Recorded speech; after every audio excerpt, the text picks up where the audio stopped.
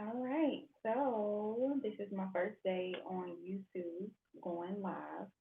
I previously was working on Instagram. I mean, going live on Instagram, but unfortunately, Instagram kept deleting my videos after I spent all that time, doing so much work trying to, provide educational interviews for you guys. Um, so today I'm going to just hop into it. We are going to be talking about Black Box Royalties.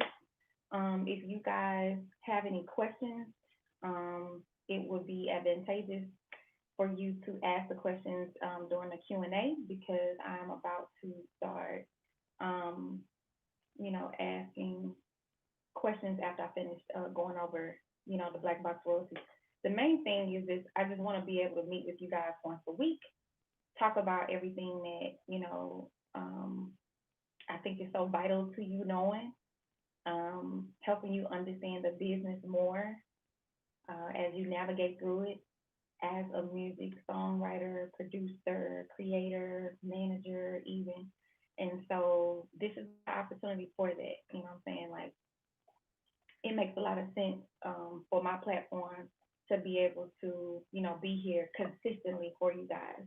And so if you have not joined my Writers Block VIP club, make sure you click the link in my Instagram bio or just go to teamlatrell.com and you can sign up.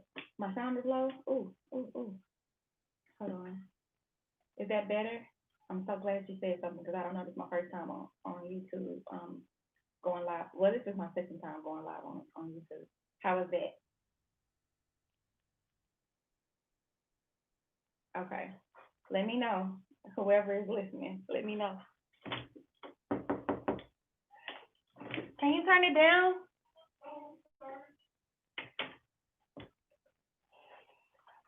Okay. How is that, y'all? Does it sound better? Okay. Nobody's saying nothing, so I'm assuming it's good. Let's see. I don't see anything in there. All right. Well, we are just going to jump right into it and start talking about Black Box royalties. Is it better? The sound is good. Okay. Okay. Thank you, Hattie. I appreciate you guys. Um, so the main thing that I want to talk about, like I said today, is we're talking about black box royalties. For some of you guys that don't know, black box royalties are royalties that have been unclaimed that songwriters and producers have generated and it's actually been generated from the songs that they've written, but because they haven't done their due diligence and filed registrations for the songs, those royalties just sit, right? And once they sit for so long, then they actually get reallocated so that obviously the company that is holding the royalties can get them off of the book. Okay. So I can give you guys just an explanation that's really quick. So when your song is uploaded for distribution and your song is not registered, like you're not registered with the PRO, therefore the song cannot be tracked back to you. When royalties start generating, if that song blows up, becomes popular, is on the radio, maybe the artist, songwriters, producers, everybody else that was involved had their paperwork together, but you didn't have your paperwork together, you would not register with the PRO, or you didn't have your splits and everything sent in time, and that song does not list you, your royalties go into a pot and it just sits there while everyone else is getting paid. Okay. Um, that that whole idea scares me, and this is why I want to talk about it and make it a big deal that you guys need to make sure this does not happen to you. Okay. But anyway, the royalties start generating from streams and downloads, and anytime the song is being played.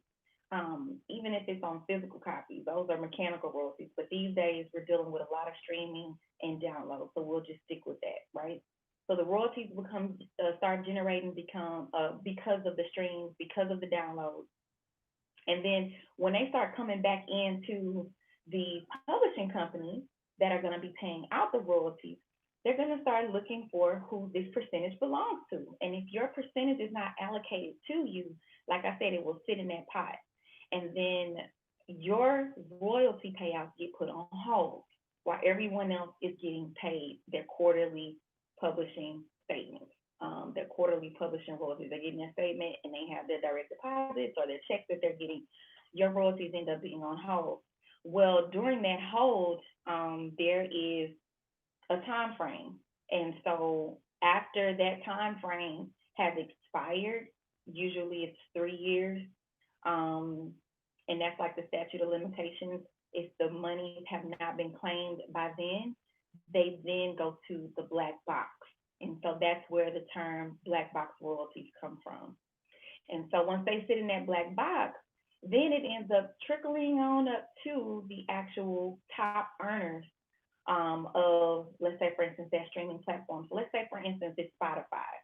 Spotify has received a song. It's actually distributing through TuneCore, CD Baby, or DistroKid, but it is actually on Spotify streaming on a day to day. And Spotify then has to collect those royalties and then send it back in, depending on who it's actually, allocated towards.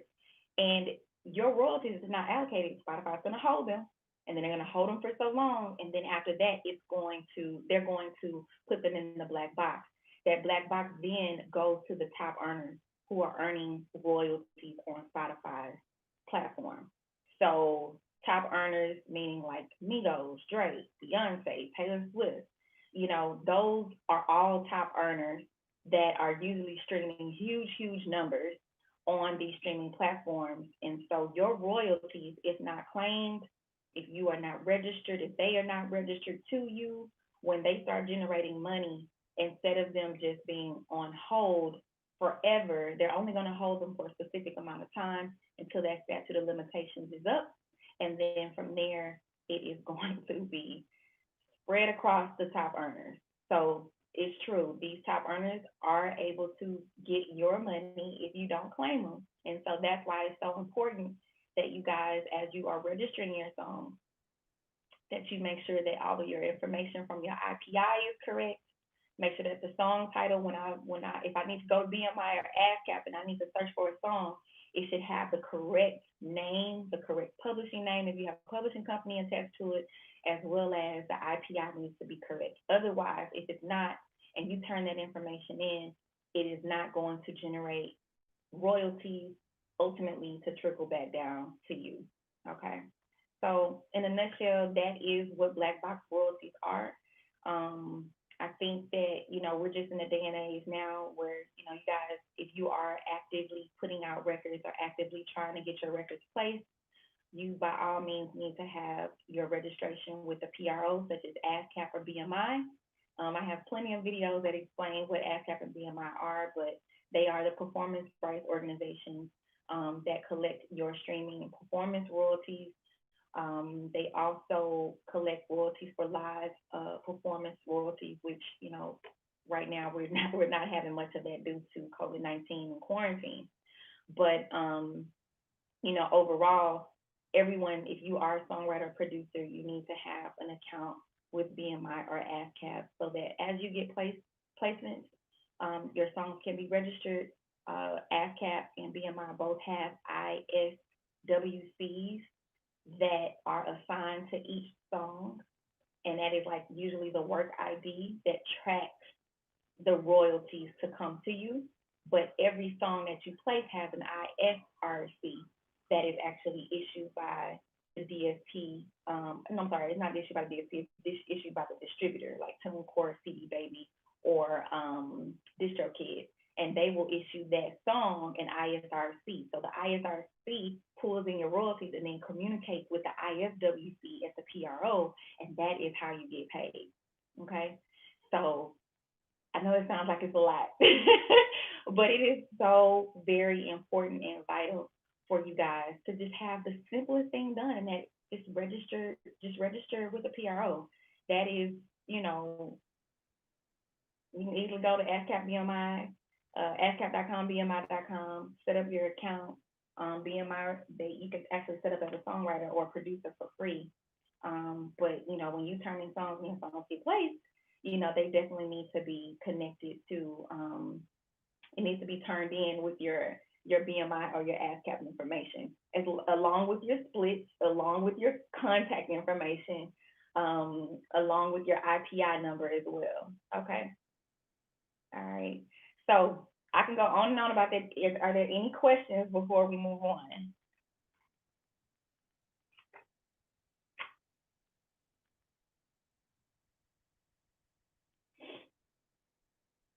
And so if you are, if you do not have a publishing account, you definitely need to have a publishing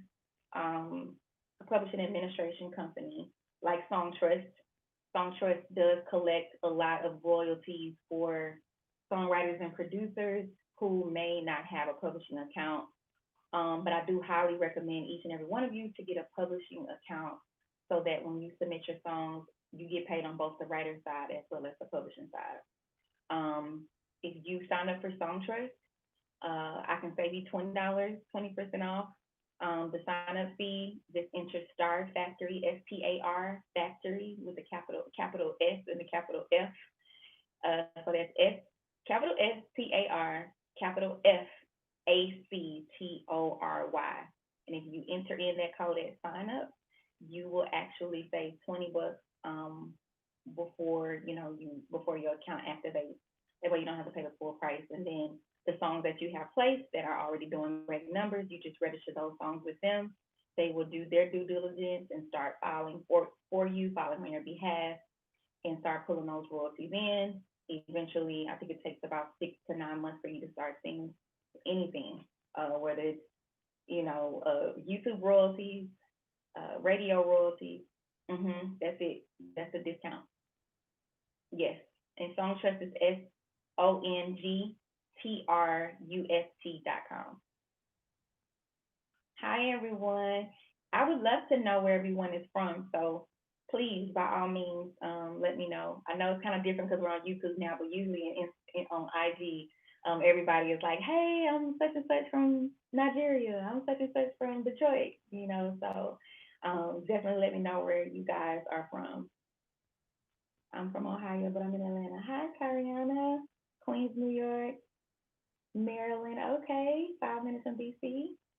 Nice. Thank you, Kevin. I'm sorry, Kevin Wendell Jones.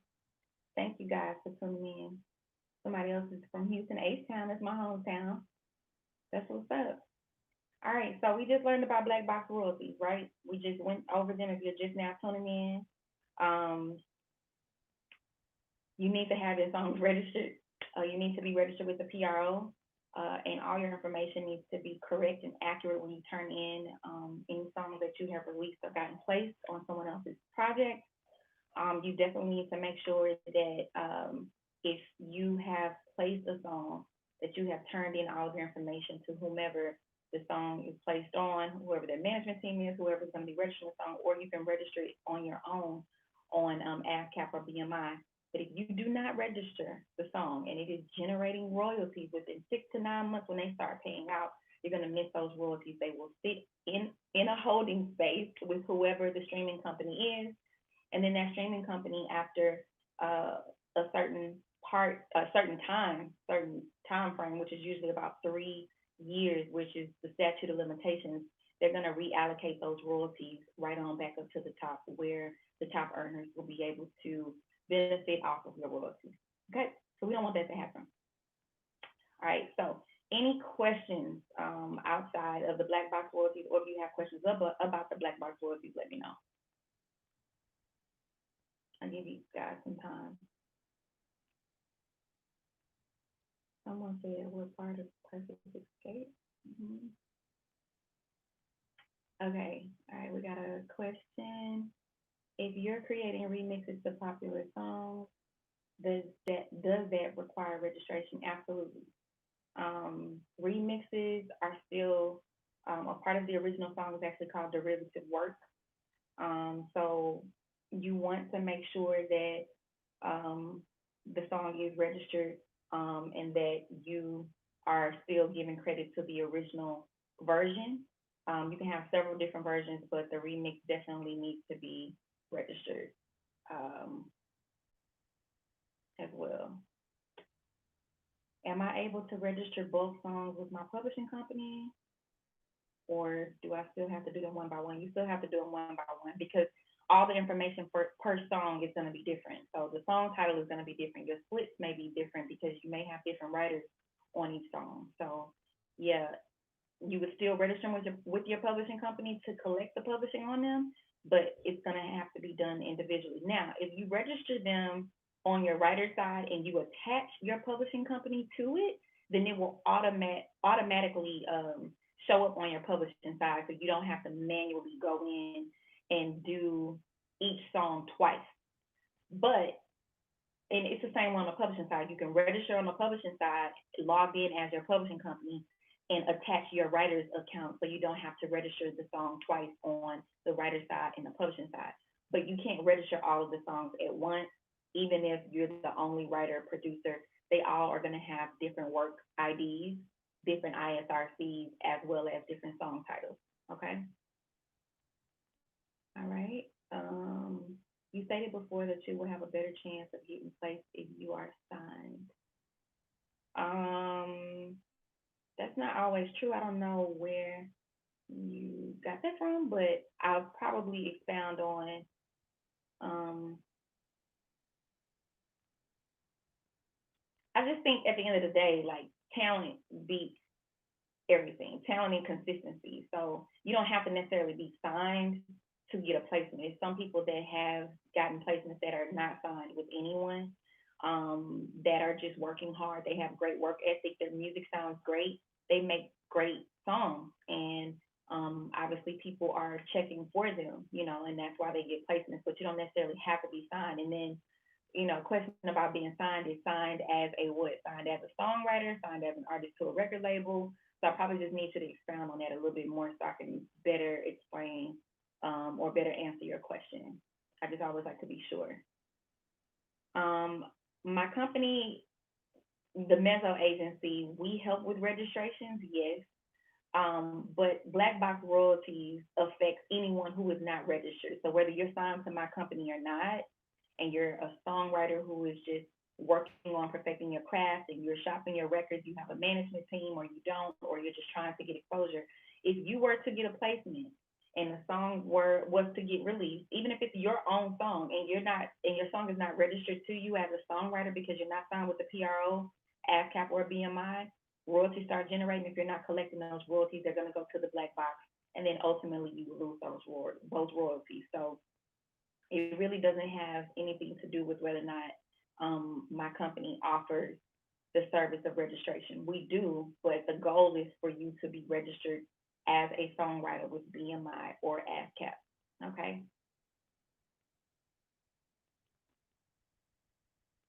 All right. Let's see. So we should register with Song Trust as well. Every song we register with a PR. Yes, because Song Trust is the royalty collection company. BMI and ASCAP, they collect royalties as well, but they don't collect the same royalties that Song Trust collects on your behalf.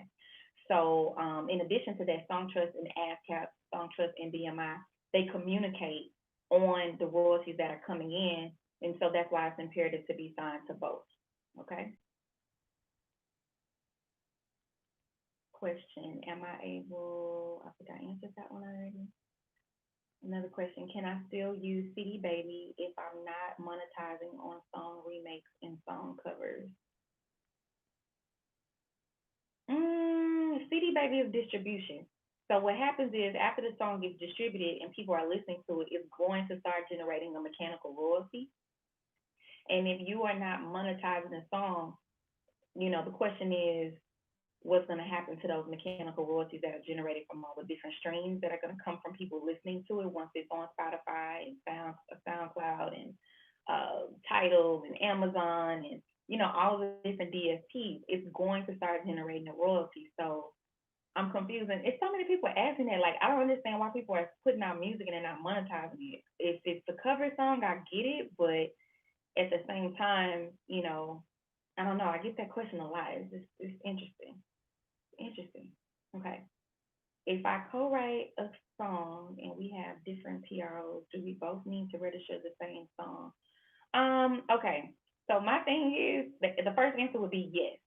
The reason why I would say yes is because BMI, they actually register on a 200% system, whereas ASCAP registers on a 100% system. And sometimes, depending on who is registering the song, it could possibly be done inaccurately. But if both songs are registered by, the different writers on each side, then when ASCAP and BMI communicates about the registration, we'll be able to have a more accurate understand. They'll be able to have more of an accurate understanding of who owns what. But the main thing is, if you had 100% pie, whatever your percentage is on ASCAP side, you just want to double that on BMI side. That's the easiest way to me to explain it. So if I actually wrote a song with a producer and it was just he and I had 50% of the song and he had the other 50% as a producer, if I was with BMI, then the registration would look like 100% on my end because 50 would go to my writer side and 50 would go to my publishing side. On his side, it would also be 50 on his writer side and 50 on his publishing side, which makes for 200%. But with ASCAP, they're going to do it only in a 100% spread. So it would be 50 on his side and 50 on my side. 25 will go to my publisher, 25 will go to my writer, and the same thing with him. 25 will go to his publisher, 25 will go to his writing side. So you just have to know those percentages. That's the easiest way to explain it. Okay. Next question. Should unsigned writers that are shopping their songs create their own publishing company? If they do, would they have a positive or negative effect on getting a publishing deal? No, publishing companies. I think every songwriter should have your own publishing company. I've talked several times about this. If you want to look at some of my older videos, basically, publishing companies that are owned by the writer is just a way to show that you are setting up the business side of your song, and your publishing company acts as a house, and it holds all of your music, all of your songs. If you were to get a publishing deal, 9 times out of 10, they're going to offer you a co-pub. Co-pub deal basically means we're going to publish your work with your publishing company, and we're going to take a percentage of it. We're going to also advance you money on these royalties. In addition to that, we're going to also take a percentage of your licensing to make sure that we can recoup all the money that we've invested in you up front with this advance. And so that's exactly the same deal I was in. I had my own publishing company, and once I got my deal, they actually did a co-pub with me to where they get a percentage of my publishing, not all of it, but they get a percentage of it, and then my publishing company gets the other percentage. So, give you an example, if there is a song where there's 25% of the publishing that I own, half of that would go to the publishing company, my publishing company, and the other half would go to the major publishing company that I did the co-pub deal with. Okay? I hope that's understood. Okay. Will that interfere with the ISWC that gets created? Won't there be two different ISWCs? No, not all the time. Usually when they register them with oh, no, I'm sorry. I'm my bad. The ISWC for BMI is going to pull in a separate royalty because it's a writer that has to be paid that belongs to BMI. The ISWC for ASCAP is going to be connected to the writer that's connected to that is signed with ASCAP. So that's how they'll be able to pull in the ASCAP royalties. Obviously, what they're pulling in for BMI has nothing to do with ASCAP. ASCAP is pulling in what is owed to them. And it's just a way to be able to track the royalty based on how the song was registered and what PRO the songwriter was signed to, the songwriter or producer was signed to. That's a good question, Hattie. Thank you. I was like, wait a minute, I gotta think about that. All right. I wasn't sure. I will watch some other videos. Yes, please watch my videos. Do you recommend a specific distributor for an independent artist? I would say DistroKid. I'm a big fan. I think their platform is very user friendly. Um, I think that it really is updated um, because CD Baby and TuneCore's interface is a little bit outdated, so kind of ancient when you're back there. I've been able to work on all three because I work with different clients that, obviously are signed with different distributors, signed up with different distributors. And so I've been able to compare all three, and I just think DistroKid is the best. The, the big thing about it that I love especially is not only is the back end, the workspace, very user friendly, but they offer a lot more add-ons that are beneficial to me, to the songwriter producer. Like they have a Shazam add-on. They also have a beneficiary add-on. Like God forbid something happens to you, you can have a legacy account where whoever is supposed to be your beneficiary will be able to get those additional royalties that may come in if something were to happen to you. And obviously you would have to have an estate and all that to be able to collect. um, they also have way more outlets that they're connected to, that I think are helpful in exposing your music, and just getting your music into different retail outlets and things like that. So I really recommend DistroKid above CD Baby and TuneCore. All right. Another question. Can I use two publishing administrations at the same time? No. When you sign a publishing administration deal, not for up to 10 year in an exclusive agreement, they're filing claims on your behalf. You can, however, register certain songs with a publishing administrator and then also collect royalties on your own. But usually with publishing administrators, if you are with them, you want to go ahead and register all of your songs with them for that time frame. If you're with them for a year or 2, 3 years, so that everything is housed in one place. I think it would be too much to have songs all over the place, and then sometimes one company could file a claim, the other company is saying we own the rights to be able to file a claim on his behalf. It could just get really messy. All right, how do I copyright my beats before I send the file to an engineer to be mixed and mastered? Um, to save you some money, you really don't have to copyright beats every time you send a file to an engineer because it could be very costly. Now, I'm not trying to count the pockets, but if you feel like you can pay $65 per track every time you're getting ready to send a song off, then by all means, go to copyright.gov and walk through the process to be able to copyright your song online. I'm actually releasing a course on that really soon, so it's so funny that you asked. But your song already has your track already has a copyright from the time you actually created the beat. Okay, so it's a tangible copyright when it has a timestamp, from when you created in, Fruity Loops or Logic, or, once you uploaded it into an actual workspace like Pro Tools, that timestamp is your actual copyright. Now, it doesn't have an actual certificate number that you would be issued by the Library of Congress because it isn't registered with them. But I really, really would save money and just go ahead and send the songs off. But you can always put a clause in your email, or you can always sign up with thelabs.com to upload your songs as it is stored on the blockchain. And the labs is TheLabz. If you actually go to my Instagram, I've just made a post about the labs because 2.0 is about to drop next week. We are very excited about it, but it's basically a digital online platform that allows you to collaborate with other songwriters, producers, engineers, to be able to have access to your files, but they are stored securely on a cloud. We call it the vault. That is your own vault, where all of your files can be stored, and you can share them with private links. You can track the actual access history on those links as well. And so I just think it's overall a great resource and tool that you can sign up for. You can sign up even though we're not launched in 2.0. You can still sign up right now and you'll be a part of the beta. So go to TheLabz.com and go ahead and sign up. All right. That will be your copyright. If anyone were to say, hey, I like this track, I want to use it, or they end up hearing your track and they don't credit you or they don't, pay you for it. And next thing you know, your song is out there, generating royalties and you had no clue about it.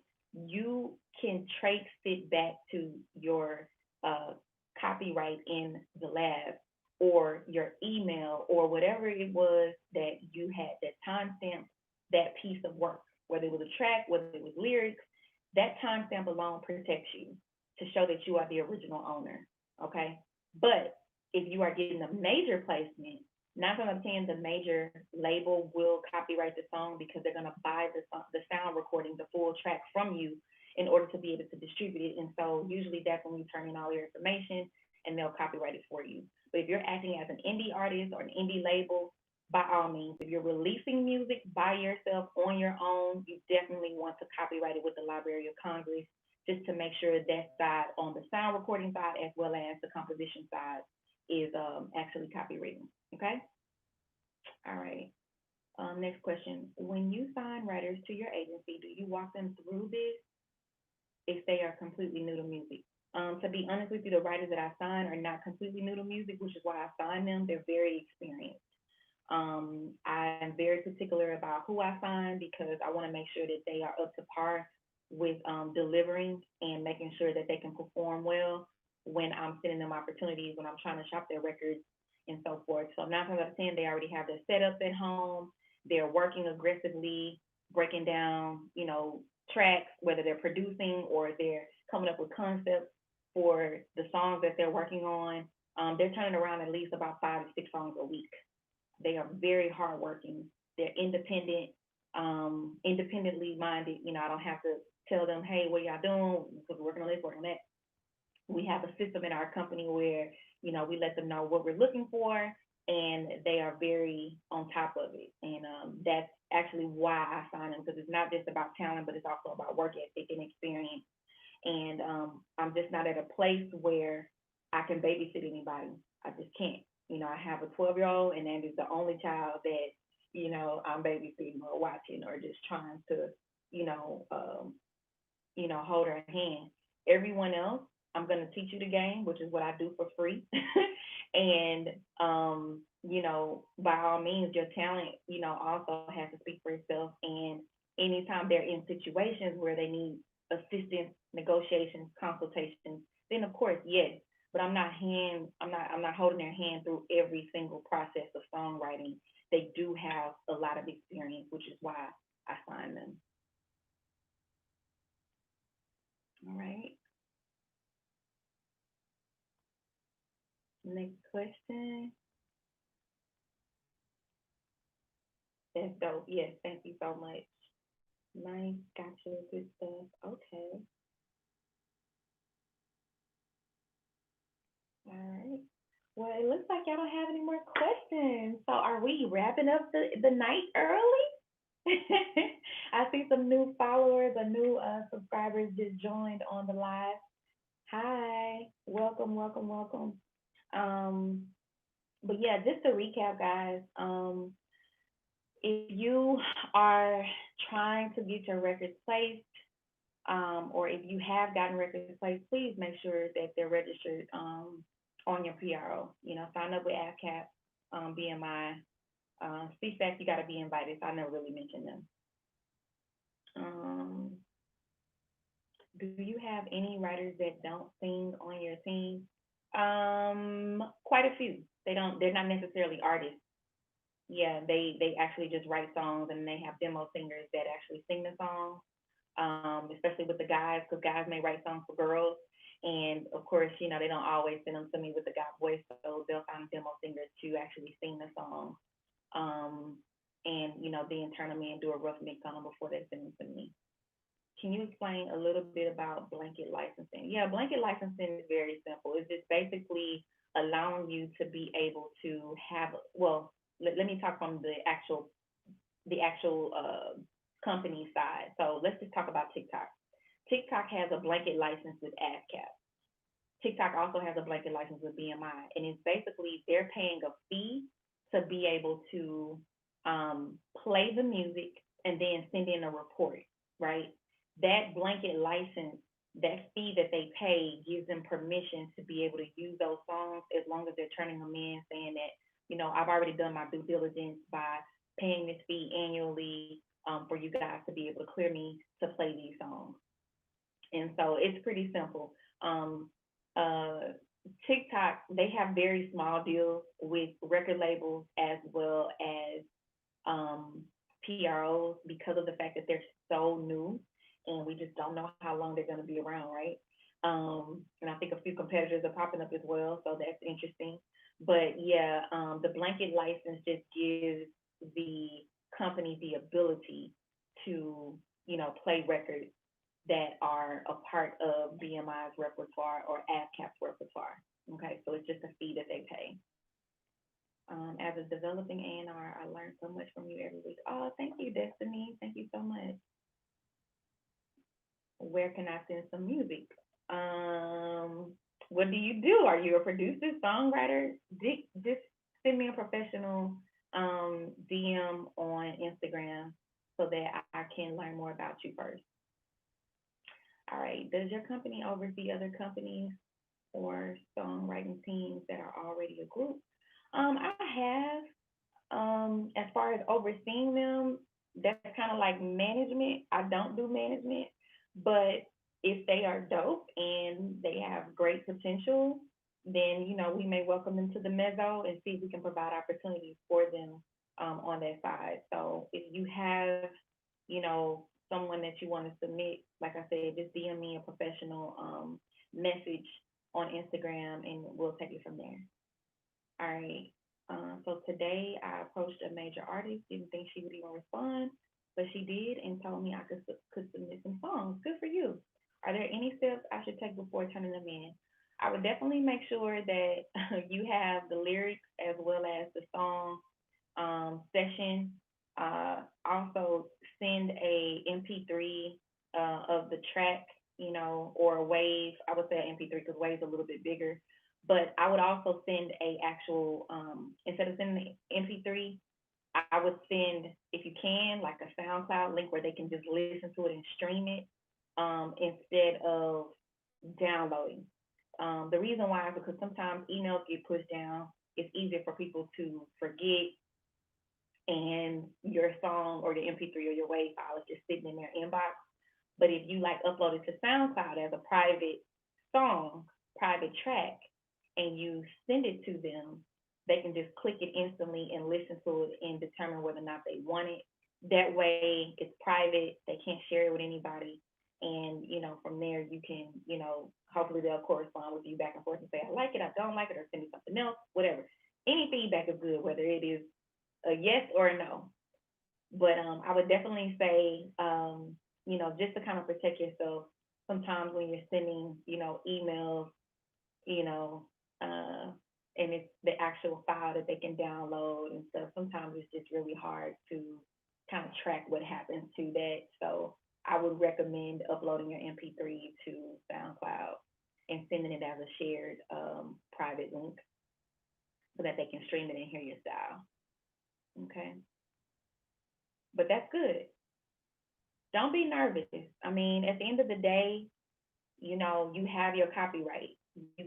You have the lyrics in a tangible form. You have the song in a tangible form where someone can actually listen to it. So you have a copyright on it. That is your tangible form of copyright. That's proof that you own the song. And you have the screenshot of saying, hey, can I just submit some music to you? And they actually responded. So I wouldn't be nervous about that. That's a great opportunity. Congrats. The main thing is just being, strategic about, when you're pitching that way. Definitely, get an email address from them. Find out who their management team is if they don't want you to send it to them directly. But just try to give them, get something from them that's a lot more tangible. That you can access and email them directly. Because sometimes even DMs, I mean, sometimes like I make my initial engagements and introductions in Instagram, but I do not continue to have conversation and dialogue in Instagram with somebody. It is annoying when you have like so many people DMing you and this one person is just going back and forth with long conversations. It's like, no, no, no, no. Let's schedule a call. Let's schedule a consultation. Or, you can actually, book a consultation with me, or we can just schedule time, to talk, or you can email me directly instead of just going back and forth in DMs having long conversations. It's social media. It's not an actual corresponding platform for business. It is great for introductions, like finding good leads, but definitely, like you just said, she gave you her email address. Follow back up on email. Hey, this is such and such. I met you on Instagram. Thank you so much for the opportunity, allowing me to submit some tracks. Here are a few songs from a playlist that I created specifically for you. Definitely check them out. I would love to hear your feedback, and if I'm going in the right direction, as to what you're looking for. Just something really professional, straight to the point, not too lengthy. But yeah, definitely not going back and forth through Instagram a lot. Have you ever approached an artist in person? About my music, usually because I'm signed with a major publisher, they usually have an introduction about me or who I am before I have to approach. And a lot of times, publishing companies like myself, with the Mezzo agency and my bigger publisher, which is Sony ATV, we make those contacts through email sometimes, or we're at different studios and they may introduce and say, hey, this is Tami LaTrell, but I won't necessarily like try to do a pitch and, directly with them, just because I'm just trying to get to know them and learn more about what they're looking for.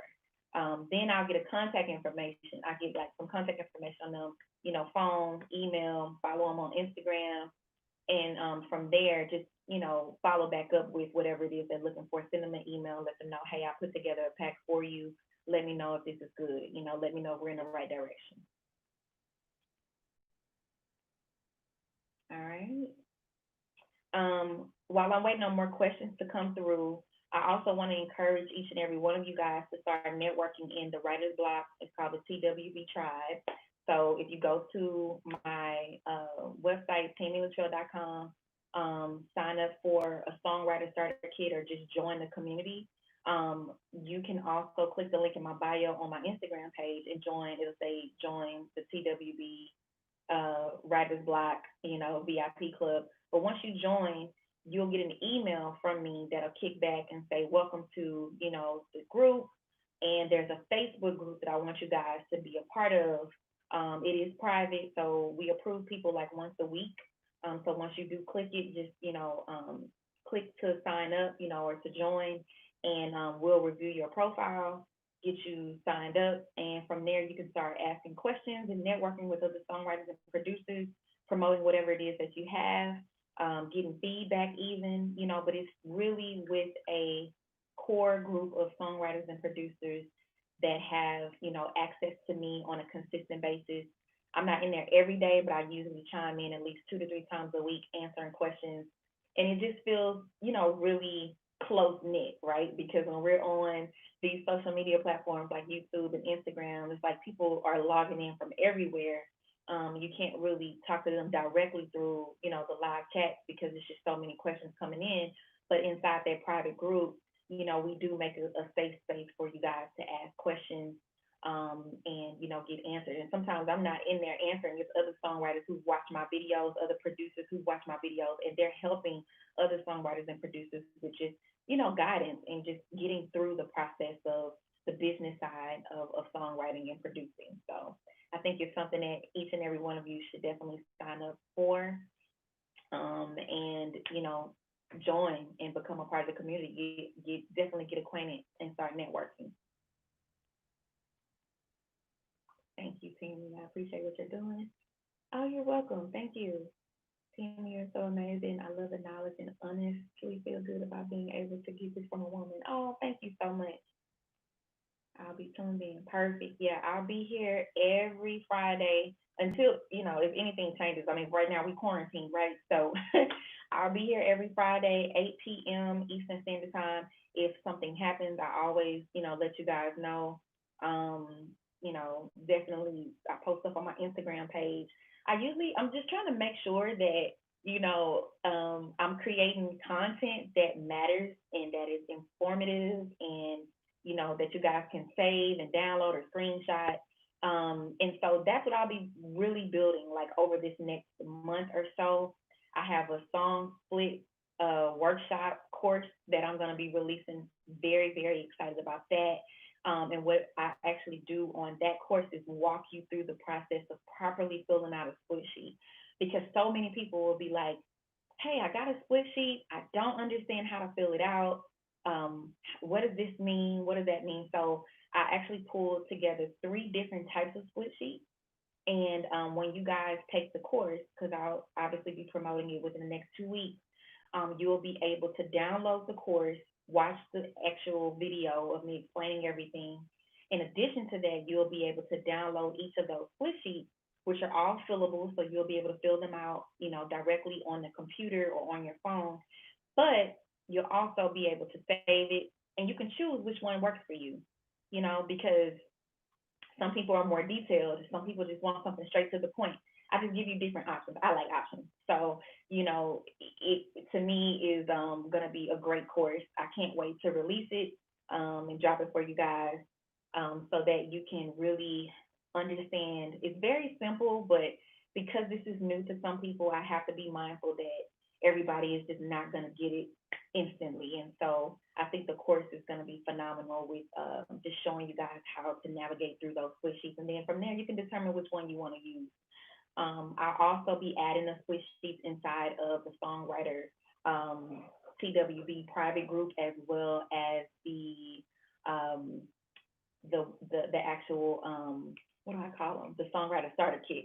So when you sign up on teamlatrell.com and join to become a part of the songwriting the TWB group, you also get a starter kit and you'll get a passcode to log in and get access to all of this information. So from all the different diagrams and tools that I designed, the different books I'm reading on the music business, you get discount codes for anything that I'm endorsing, or even discount codes for my consultations and all that stuff. Just a great plethora of information, right? You get tools. But inside of that will also be those split sheets as well for you guys to download. And then, if you need help filling them out, you just go and watch the course. So it's going to be affordable, and it definitely is going to be detailed, because as you navigate through, I want you guys to be able to, just be in the know about what you're getting yourself into, as well as educating other people, right? Because there may be a songwriter, producer that you're working with for the first time who doesn't know what a split sheet is. And so my course will educate you and empower you to be able to share the knowledge with someone else. Will you do a video course about the best tools for creating a home recording studio for beginners? That's a great question. I can. I definitely think I should do something like that, because I have a home studio, and what I'll do though, because my studio equipment is a little old, I'm not gonna lie. But it still works. My computer still works. All of my software is still up to date. My mic is very ancient, but it's so good. See my little pal right here, and it's my little Papa Stopper. I also have the actual what is it called? I can't remember the name of it. The little blue globe that you put on the mic too is at a friend's house, and I have my headphones and everything.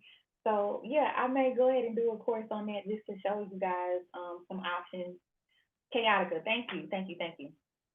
I think it's the Chaotica eyeball. That's what they call it. So yeah, I have that as well, and I have my little console over here. So yeah, I'll show you guys that simple, very affordable, but it allows you to be able to have your own setup at home, because as we know, a lot of us are not able to just get to the studio and get in a booth all the time. So you want to be able to create and, right from home, be able to work remotely, like everyone else is doing. So I definitely think that's a great idea. Thank you. Thank you. Thank you. I'll add that to the list. Somebody said, hey, as long as it works. Yes, it works. Best investment I made last year, literally life changing. Yes, it is. Anytime you invest in yourself, it is like for your good. It's going to benefit you. You know what I'm saying? So now is the time to start making the investment. Now is the time to start really seeing, okay, what is it that I want to do? Do I have all the resources needed to do it? And is everything that I'm going to purchase or invest in, is it in alignment with my goals of where I'm trying to go? You know, and you can never go wrong empowering and educating and investing in yourself, because you're putting worth back into yourself. You know, you are showing that, you know what, I deserve this. I deserve to be able to have all of my equipment. I deserve to be able to invest in some of these courses online and learn all this stuff. I deserve to be able to be in the know about the business that is, a part of my day to day creativity. You want to be able to be informed and be aware of not just the creative side, but the business side also. It's just a great payoff overall for you. All right. Good, y'all. I'm happy. I'm happy you guys are really investing in yourself. This is great. All right. Do we have any more questions? We got about 10 more minutes. I felt so ignorant entering into the land of songwriting, and following you has eased my mind because I didn't know anything, but I'm a passionate writer. That's great. That's what I'm here for. Thank you. Oh, no problem. You're welcome. That's what I'm here for. I know how that feels. I know so much on how that feels when you're just entering in territory. I didn't come into the business wanting to be a songwriter. I came in as an artist, and placement happened. Uh-oh. I don't know if they lost me. I think they lost me, guys. I think I'm back. But when the Whitney Houston placement hit, it really it just catapulted me into the music industry, and I was just like, oh my God, I'm a songwriter now. What do I need to do? So I had to learn about publishing. I had to learn about, the business of music. I had to understand what a split was. I had no clue whatsoever. And so it really woke me up. And I I definitely understand. It's so important to have, your head in the game and really be like, you know what, I got to take this serious. I got to get back focused. And investing in yourself, taking my courses, watching my videos, um, and just studying, buying books, reading. And you don't even have to put that much pressure on yourself. It's not that you're trying to like be a huge executive. You just want to be a songwriter, just be a songwriter. But at least be aware, be in the know about, what it is that you're doing. So where someone is talking to you about something, you're familiar with what they're talking about, or someone presents you with a contract, you're at least familiar with the terms. You don't have to be an attorney, but you need to be familiar with the commitment. You need to be familiar with the word perpetuity. You need to be familiar with the word split shares, composition, at source. It's just all these different types of words that are in a contract or an agreement that you should be aware of. So definitely take the time to read and learn about that stuff, because it will help get you far, and it won't steer you wrong. You'll be able to, navigate the business confidently, because you know that you're not just in it, just not understanding what's going on. In this day and age, you can't be like that anyway. It's just too much access for you to know and learn about the business, but it's also too much access for people to take your stuff and like put it out and you not even know about it. So you just want to protect yourself on both sides. Yes, knowledge is power. This placement and sync license agreement has my nerves on edge. Well, book a consultation with me, girl. I'll walk through it with you and ease the nerves. Yes. Do I have a mentor? I do. I have several mentors. I have mentors in probably every area of my life. I think that's very vital and important, because mentors really keep you on. They keep you focused. They also challenge you, and they can teach you a few things. Now, mentors don't necessarily have to be, someone that is like a friend, or someone that you are close with. They very well can be people who are way busier than you, but maybe, once a month you get with them, and, you know, take them out for coffee or for dinner or lunch, and just really invest the time into the knowledge that they have to share with you, which I think is very important. So yes, I do have mentors. I have spiritual mentors. I have, financial mentors. I have music industry mentors that are executives in the business. I have life mentors. I had a life coach for literally an entire year, and it saved my life. It helped me to kind of stay focused because I had so many things that were going on, and I was just trying to piece everything together. And so it really helped me to, think in a way that's moving forward and not really focusing on the past. So having a life coach was great for me. So yeah, mentors are important. I think we all should have mentors for sure. Somebody say yes. I think that's important in life. Absolutely. Um, oh, and I have a cousin. I do. I gotta give a shout out to my cousin. She's like a sister to me. She is my mentor on so many levels because she keeps it 100. And now I'm gonna tell you, you need a mentor like that, whether it's a family friend or somebody that's in the area that you are gaining knowledge or need some wisdom, in an area. So I will say that I'm blessed to have her in my life. And then I have a supportive team of all my friends. Who are just not necessarily too judgmental because we all have our issues in some way somehow, but just having a support group, right? A supportive group of women, a supportive group of brothers, not necessarily related to you, but maybe brothers in the industry or brothers that are in whatever area you're in. They just kind of undergird you as a little sister or a little brother. I think that's so important. So shout out to my cousin. She is like so phenomenal, and so yeah, I'm just so grateful to have her in my life as a mentor too. So if you have people like that that are close to you, definitely you know invest the time. Go spend the time. Go have movie night. Do things together. Take them out. It's just a blessing to have that type of support. Another thing before I go, I want you guys, if you are an independent artist, songwriter, producer, if you are interested in getting your songs played on a radio station, there's a black-owned business called Music Head Radio. I think they are in here right now. Shout out to Music Head Radio. Okay, it is MUSIKHED